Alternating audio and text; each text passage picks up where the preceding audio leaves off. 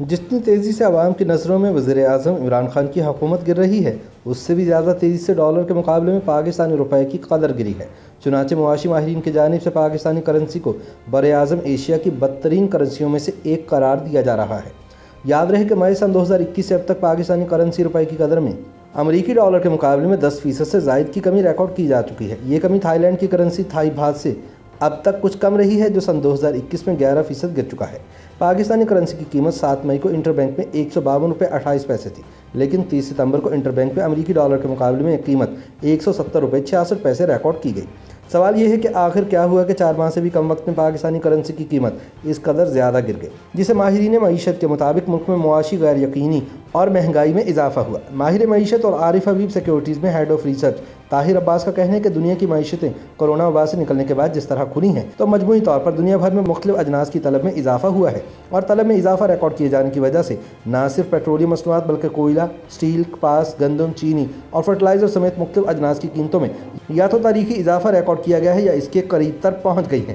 طاہر عباس کا کہنا ہے کہ پاکستان ان میں سے اکثر اجناس باہر سے منگواتا ہے اور ہماری برآمدات کے مقابلے میں تاریخی طور پر ہمیشہ سے زیادہ رہی ہیں۔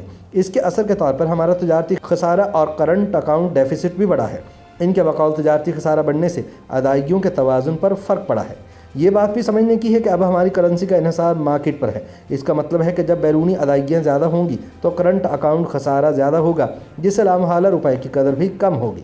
اگر دوسری جانب ہمارے پاس انفلوز بہتر ہو گئے، یعنی ہمارے پاس زیادہ پیسے آنے لگیں، کرنٹ اکاؤنٹ بہتر ہو گیا، تو اس کی قدر میں اضافہ بھی ہو جاتا ہے۔ اس سے قبل حکومت نے کرنسی کی قدر کو فکس رکھا ہوا تھا، لیکن اب اس کا تعین طلب اور رصد کرتی ہے۔ معاشی ماہرین کا کہنا ہے کہ اس میں کوئی شک نہیں کہ پیٹرولیم مصنوعات پاکستان کی کل درآمدات کا 25% ہوتا ہے۔ پھر پاکستان بڑے پیمانے پر غذائی اشیاء بھی درآمد کر رہا ہے۔ ان دونوں اشیاء کی قیمتیں عالمی مارکیٹ میں حالیہ دنوں میں تیزی سے بڑھی ہیں۔ اس خسارے کے بڑھنے کی ایک وجہ یہ بھی ہے کہ اسٹیٹ بینک نے کورونا وبا کے دوران جو معاشی پیکیج دیا تھا، جس کے تحت مقامی کاروبار کو سپورٹ کرنے اور انہیں اپنے کاروبار کو توسیع دینے کے لیے سستے قرضے فراہم کیے گئے تھے، اس پیکیج کے تحت بڑے پیمانے پر مشینری بیرون ملک سے منگوائی گئی، جس کی وجہ سے ہماری درآمدات کا بل بڑھا ہے۔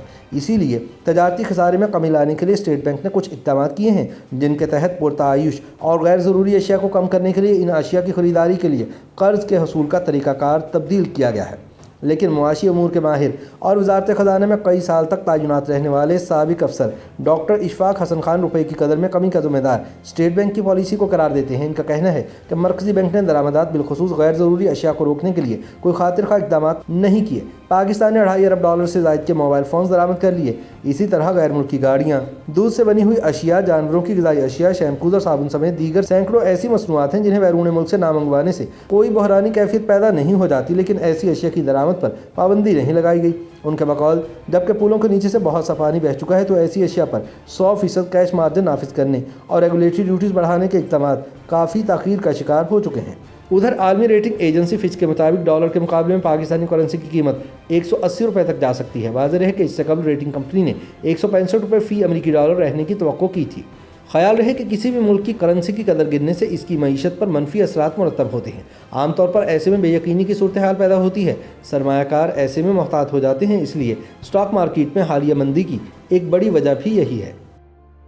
YouTube پر گوگلی نیوز دیکھنے کے لیے youtube.com کی سرچ بار میں googly news T V type کریں۔ گوگلی نیوز کے پیج پر سرخ رنگ کے سبسکرپشن والے بٹن پر کلک کرنا نہ بھولیے۔ YouTube پیج پر اپلوڈ ہونے والی ویڈیوز سے باخبر رہنے کے لیے بیل آئیکن پر کلک کیجیے۔ آپ کو ہر نئی ویڈیو کے بارے میں نوٹیفیکیشن موصول ہو جائے گا۔